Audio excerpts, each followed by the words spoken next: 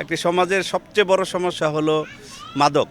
সেই মাদক যদি দূর হয় এলাকা থেকে সন্ত্রাস দূর হয়ে যাবে, মাদক যদি দূর হয় এলাকা থেকে চাঁদাবাজি দূর হয়ে যাবে। নবনির্বাচিত এমপি মহোদয় জনাব মুস্তাফিজুর রহমান দীপু ভূঁইয়া মাদকের বিরুদ্ধে একটি যুদ্ধ ঘোষণা করেছেন।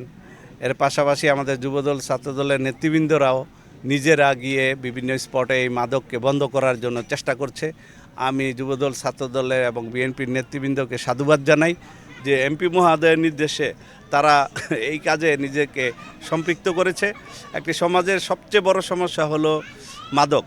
সেই মাদক যদি দূর হয় এলাকা থেকে সন্ত্রাস দূর হয়ে যাবে, মাদক যদি দূর হয় এলাকা থেকে চাঁদাবাজি দূর হয়ে যাবে। সুস্থ মস্তিষ্ক যেটা মানুষের, মাদকের কারণে অসুস্থ মস্তিষ্ক নিয়ে অসুস্থ চিন্তা ভাবনা করা, এইগুলা দূর হবে। এই জায়গাতে কাজ হচ্ছে, এই জায়গাতে আমাদের নেতৃবৃন্দরা কাজ করতেছে। আমি আশা করি রূপগঞ্জকে খুব দ্রুতই মাদকমুক্ত করার জন্য আপনাদের সকলকে আমি আহ্বান জানাবো, রূপগঞ্জবাসীকে, যে আপনারা সবাই সামাজিক এই ব্যাধিকে দূর করার জন্য আসুন, সবাই এগিয়ে আসি এবং রূপগঞ্জকে মাদকমুক্ত রূপগঞ্জ গড়ে তুলি।